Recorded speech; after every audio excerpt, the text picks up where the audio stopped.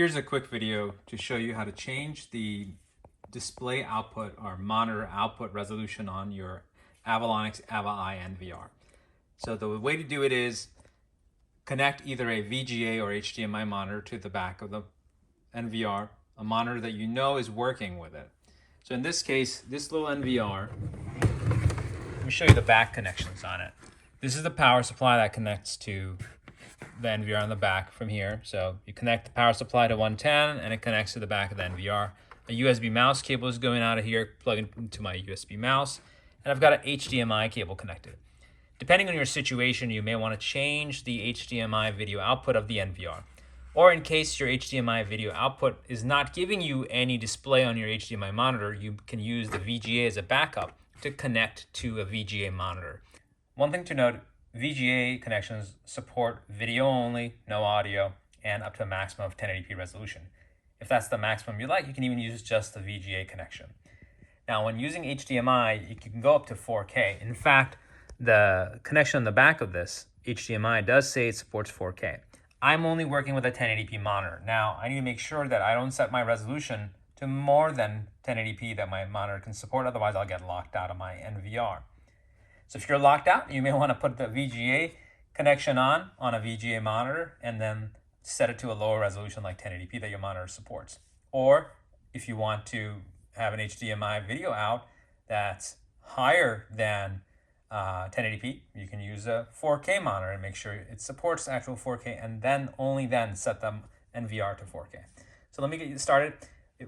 Regardless of whether you're plugging in a VGA cable or the HDMI cable, the process I'm going to show you is the same. So I've got my mouse connected to my NVR. I go on to see the display, and I'm going to log in by right-clicking and hitting menu. It's going to ask me to put in the password.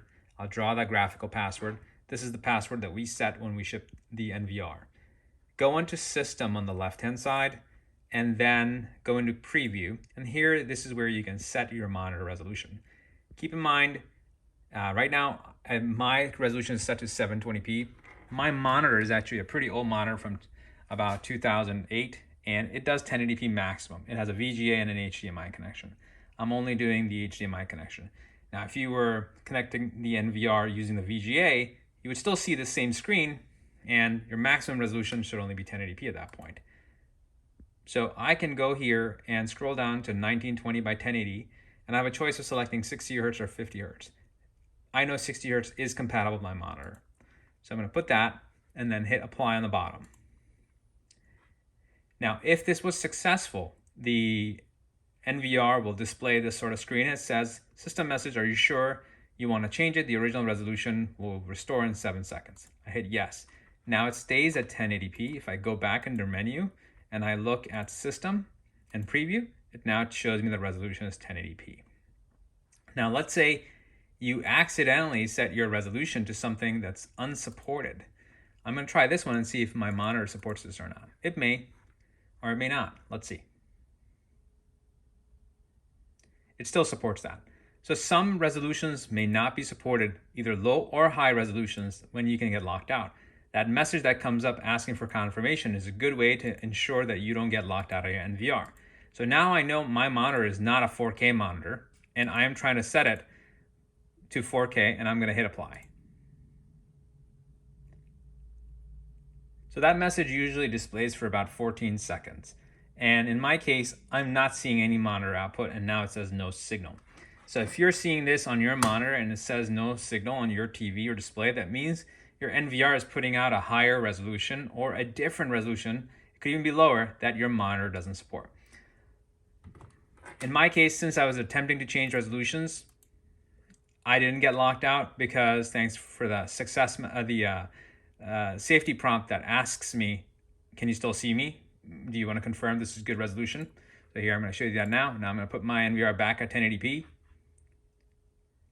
It's going to ask me, hey, are you sure you want to keep this resolution? I'm like, yeah, that's fine.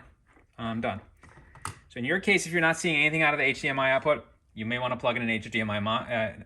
You may want to plug in a VGA monitor in that case, because that maxes out 1080p and usually works with any monitor out there as long as within the last 8 to 10 years.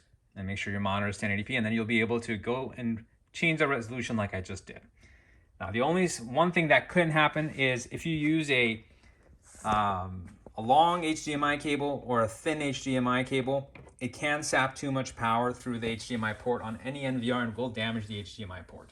So you want to make sure you don't do that, because we even have a pamphlet that's sent out with the NVRs stating that, and that's something you should be very aware of, that you can damage your HDMI port due to either using an incorrect cable or even using an HDMI splitter. There are some HDMI splitters that will turn this one HDMI port into two, but they sap power from the NVR itself or that HDMI source port, and that'll burn the chip inside as well.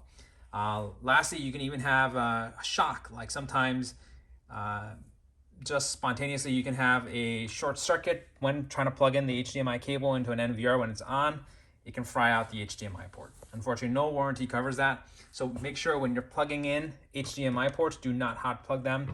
Make sure you turn off the NVR by unplugging its power supply and then changing its HDMI port. So after the 10 seconds have elapsed, remove your HDMI cord and then plug in a new one. That's pretty much it. That's how you should be changing out HDMI cords. Hopefully this video was useful for you. Thanks for watching. If you're watching on YouTube, don't forget to like, comment, and subscribe.